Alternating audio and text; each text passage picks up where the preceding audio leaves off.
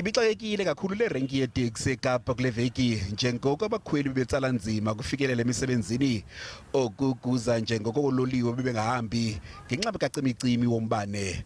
Unyanzeleka abakhweli bangene nzulu ezipokothweni zabo. Iitreni zingahambi nje sisebenzisa iteksi, sikhwela iteksi ziyacotha endleleni.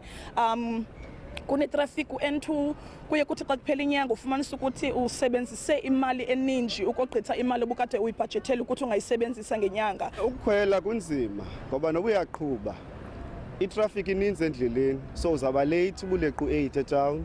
Ubukhwela iteksi mhlawumbe ungafani be-early but ii-taxi zinamaxesha uba zibe khona zingabikho, so azithembakali. Urhulumente wasentshona koloni uthi kungahambi kololiwe kuchaphazela amawakawaka abakhweli. I call upon PRASA and the National Department of Transport to do what is necessary to protect the massive national investment in our commuter rail assets so that commuters can once again rely on railways getting them to work, to school and to amenities on time. Ingxakiso ngalocimi wombane kwiziko liphehla umbane we-Eskom akuyitshintshi ilahleko yabakhweli emva kokuchitha imali ebebengayicwangcisanga.